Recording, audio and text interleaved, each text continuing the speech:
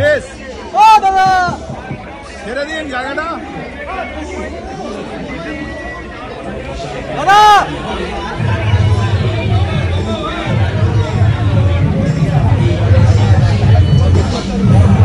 ও দাদা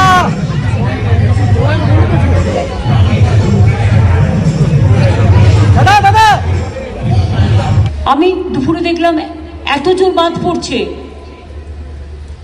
আমি লতাকে বললাম, আমার ভাইয়ের বউ, আমি বললাম যে ও আমার সাথে থাকে, অভিষেকের মা। আমি বললাম, লতা তুই শাক বাজা। আমাদের দেখে দেখে পাশের বাড়ির সবাই শাক বাজাতে শুরু করলো। কিছুটা বজ্র কণ্ঠ কমে গেল, কিন্তু আমাদের পাড়াতেই একটা বাড়িতে বাজ পড়েছে। আমাকে সেটাও দেখে আসতে হলো, ওদের ছাদটা ভেঙে গেছে। ফর্চুনেটলি হয়তো কেউ ইনজিওর্ড হয়নি, কিন্তু আপনারা জানেন গ্রামের দিকেই বাজ পড়ে এক একটা জায়গায় 7-8 জন করে তাদের মারাও যায়। খুবই মানে ভয়ানক। আকাশ বা পৃথিবী বা চন্দ্র সূর্য গ্রহ তারা আমাদের কথাই চলে না। এবার পুজোটা আর্লি হচ্ছে, আর বর্ষাটা আর্লি এসছে, কিন্তু যাবার নামগন্ধ নেই। আমরা তো আর কিছু চাই না, আমরা তো চাই পুজোর কদিন ভালো থাকুক, আর প্যান্ডেল ট্যান্ডেল করার জন্য 2-1 দিন সুযোগ মা দিই। মায়ের কাছে এটাই আবেদন থাকবে। আগামীকাল মহালয়ের আগে আমি মাতৃ প্রতিমা উদ্বোধন করি না, ওটা দেবী পক্ষ থেকে করি। আমি প্যান্ডেলটা দেখতে এসেছি, ভগতোষ তৈরি করেছে, আইডিয়াটা বীজঙ্গল। চাষির কাজ আছে, শস্য ভাণ্ডার আছে, ধনধান্যে ভরে মা এসেছেন ঘরে, সবুজ শস্য প্রান্তরে, এইসব কথাগুলো দিয়ে এই গানটা তৈরি হয়েছে, ঠিক প্যান্ডেলের থিমে। আমরা অনেক সময় ভুলে যাই যে যারা কৃষক তারা ধান না উৎপাদন করলে আমরা খেতে পাই না।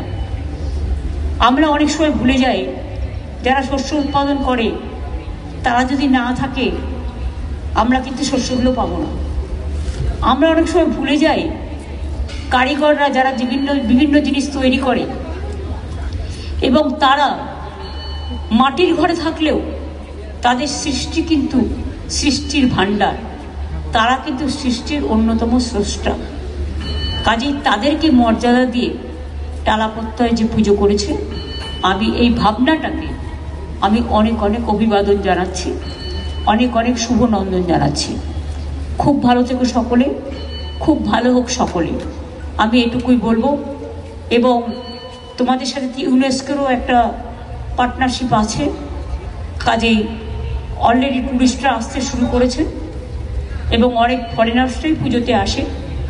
তাদের সকলকেই আমাদের বাংলার কৃষ্টি দিয়ে ঘেরা একটা ধানের ছড়া বা একটা কিছু তাদের একটা উপহার দেবে।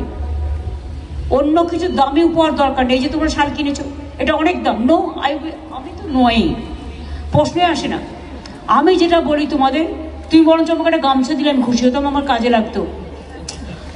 সবাইকে বাংলার প্রোডাক্টগুলো দাও, আর একটা করে ধানের ছড়া দাও না। আমি ওরকম চাই না, আমি অরিজিনাল ধানের ছড়া আমার বাড়িতে আমি রাখি না। এটা সব ঠিক আছে, তোমার বীজ অঙ্গন, তুমি ধানের ছড়া দেবে, চাষিদের থেকে নিয়ে আসবে।